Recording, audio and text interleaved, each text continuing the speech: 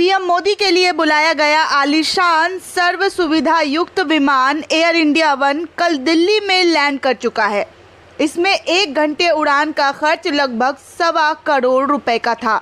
इसमें वीवीआईपी के लिए विशेष स्वीट और हर वो सुविधा मौजूद है जो अमेरिका के राष्ट्रपति के विमान में मौजूद होती है। दरअसल हम आपको बता दें कि 2 विमान बुलाए गए हैं। दूसरा विमान दिसंबर तक आने की उम्मीद है। इन दोनों विमानों की कीमत लगभग 8,500 करोड़ रुपए की बताई जा रही है। इन विमानों में हवा में ईंधन भरा जा सकता है। अमेरिका ने इन दोनों विमानों के लिए खास रक्षा प्रणाली दी है। इस प्रणाली की कीमत है करीब 1,300 करोड़ रुपए। देश की आर्थिक स्थिति अभी ऐसी नहीं है कि इस खर्च का बोझ अभी उठा सके, फिर भी ये महंगे विमान मंगाए जा रहे हैं। फिर भी आपको बता दें कि अंधभक्त कहेंगे कि इसमें क्या गलत है।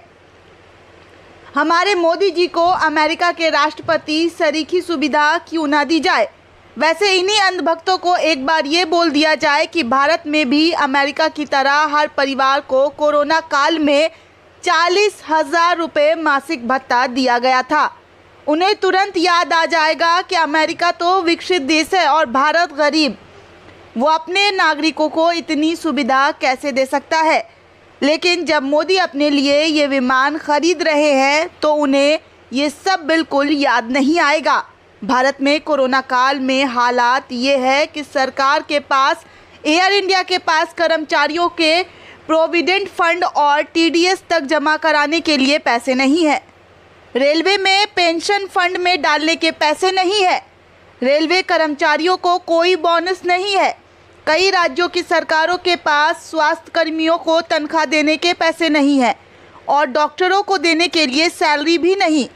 कई जगह 6 महीने से अधिक हो गए हैं उनके अकाउंट में सैलरी आए हुए। यही हालत देश भर में संविदा शिक्षकों की है। कल एक मित्र ने कमेंट बॉक्स में सूचना दी कि जेआरएफ देने के पैसे भी नहीं है। फेलोशिप अनिश्चित काल तक के लिए स्थगित किया गया है। इसके अलावा हर सरकारी एवं अर्ध सरकारी संस्थानों के कर्मचारियों के वेतन भत्तों में या तो कटौती की जा चुकी है या जल्द ही किए जाने की योजना बना रही है ये सरकार। मोदी सरकार पूरी बेशर्मी के साथ राज्यों को जीएसटी मुआवजा देने से भी इनकार कर चुकी है जो उनका हक है।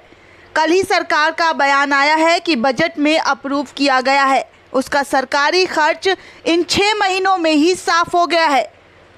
अब सरकार को कामकाज के लिए बाजार से और लोन लेना हो सकता है। राज्यों को भी कोरोना काल में खर्च चलाने के लिए लोन लेना पड़ सकता है। और इधर पीएम केयर फंड के नाम पर तो सरकार ने लूट ही मचा रखी है। क्या सरकारी, क्या प्राइवेट, क्या न्यायपालिका, क्या अर्ध सरकारी संस्थाएं, सब पर पीएम केयर फंड में पैसे देने का दबाव बनाया जा रहा है। और ऐसे माहौल में पूरी बेशर्मी से एयरफोर्स 1 जैसे विमान खरीदकर हमारे प्रधानमंत्री शान और शौकत का नग्न प्रदर्शन कर रहे हैं।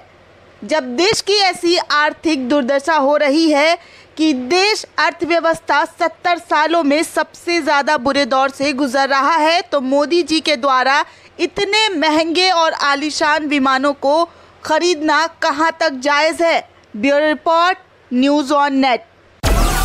Download Moj.